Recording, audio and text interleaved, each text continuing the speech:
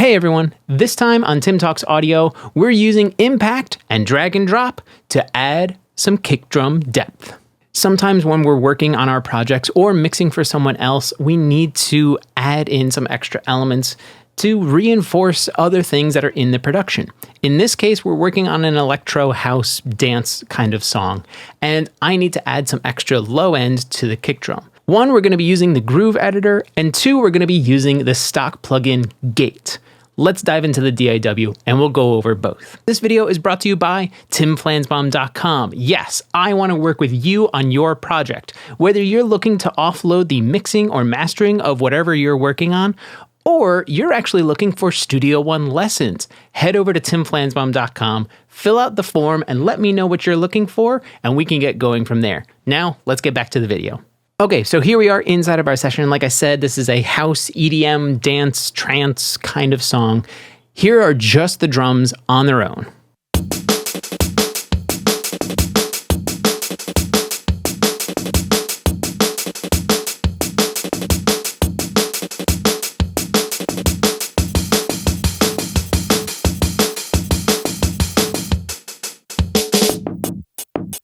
So you can hear definitely a lot of energy in this song, but that kick drum, yes, it knocks, but it doesn't thump. We need to add in some thump. So let's dive into our first method on using some samples and using impact. Well, let's start things off real easy. We'll hit T on our keyboard to open our add track dialog box. I was doing this before. It wouldn't look like this when you open it up, but you're going to want to click on instrument.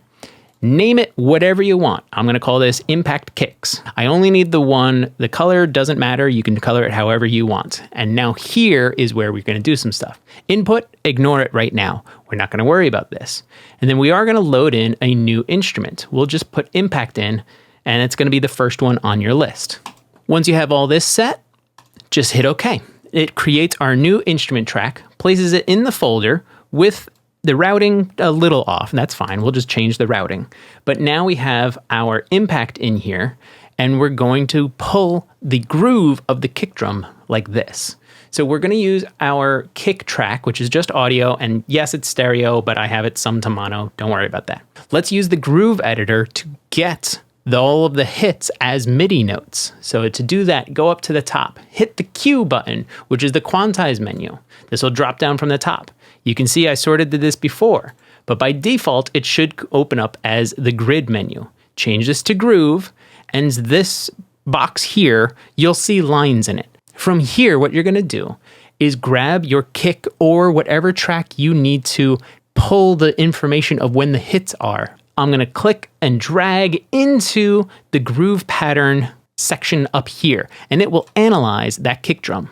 Once analyzed, it should change colors like this, and if we zoom way in, which we'll just do real fast, you'll see that it found the transient, it found the note. Let's go all the way back out again to our loop. Here we go.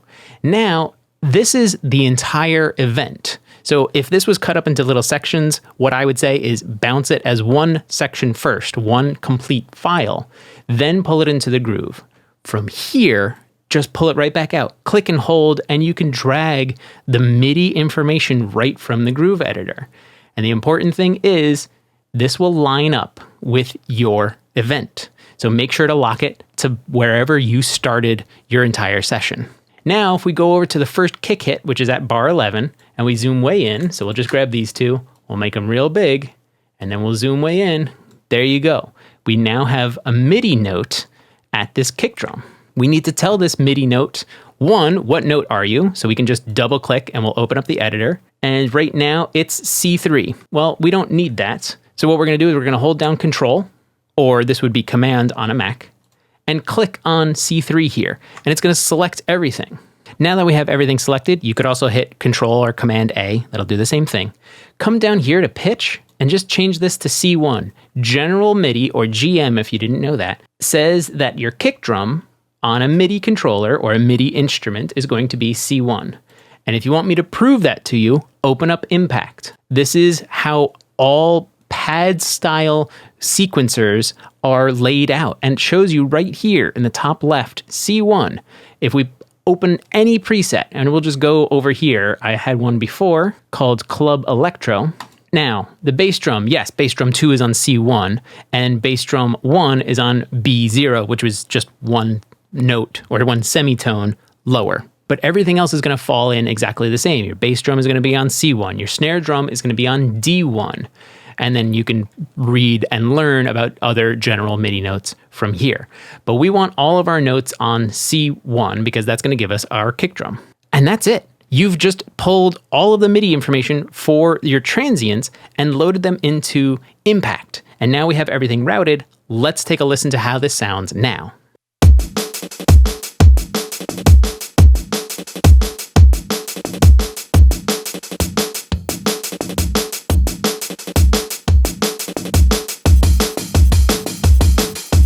There, quick and easy MIDI triggering of Impact, and we have this different bass drum sound giving us some more thump and low end. You want to do even further refinement? Sure. I made a note before that I wanted to cut off some of the top end, so I'm just going to engage the filter and roll off a lot of the top. And now the low end sounds like this.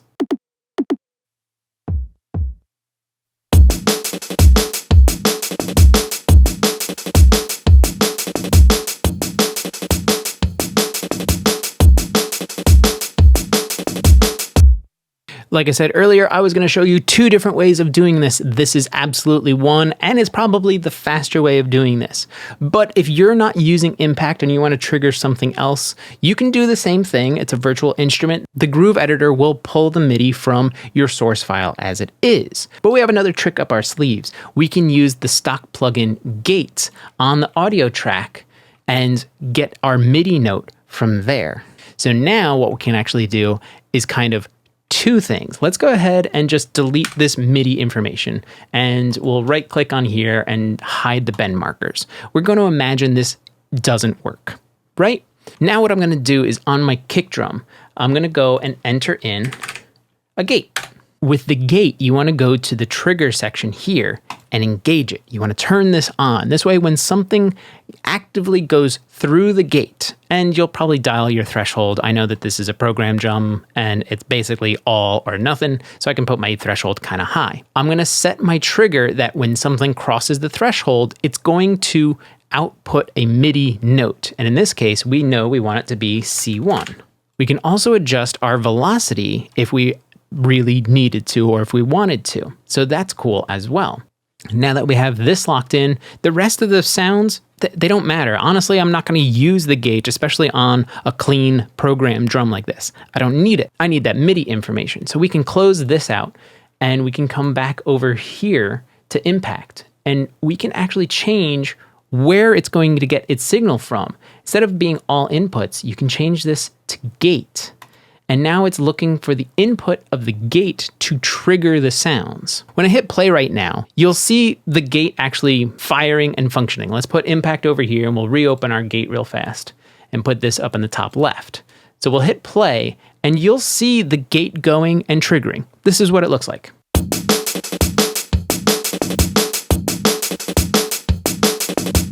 Okay, we've confirmed that our threshold is good. We're not getting any bleed or anything, but again, it's not a problem in this case. But we are definitely triggering our output. But Impact wasn't doing anything. Well, it wasn't doing anything because it wasn't listening for the notes. What we can do is move the gate, and we can turn on the input monitoring for Impact. If we hit play again, now we're triggering Impact. Now, every time a kick drum passes that threshold, it's going to want to output that C1 note. So we can go to our instrument track, record enable this, and then just hit record from the beginning of the song and let it roll until the end, and boom, you now have all of your MIDI information. But you can see how method 1 works a bit faster, especially because it's just scanning in the background as opposed to doing it real time. So there you go. That's 2 different methods on using the existing audio you have. You can even get to the point where you're using the Groove Editor, pulling in your entire kit piece by piece, but then pulling out that MIDI information and translating that to an entire groove. How that would look is you take your kick drum, put that in, analyze, and pull the MIDI out from there. Set all of that to C1. Maybe you also need to do your snare drum. pull your snare drum into the groove editor, have it analyzed, pull that out, and then change it to D1. Put it on the same exact MIDI track. Use the same exact instance of impact, but now you have two sets of notes. They're going to trigger different sounds in impact.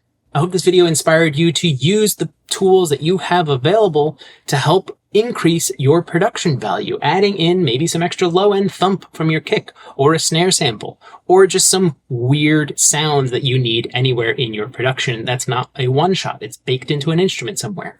There's lots of different things you can do. That's all for now. If you found anything informative, please like and share the video. Want to talk more programming or MIDI? Jump into the Discord. There's a link down below. I'd love to work with you on your next project, so let's get that started. Head over to timflansbaum.com and fill out the form. We can go from there. And if you have a question, ask it in the comments and I'll answer it in a future video. Thanks for watching.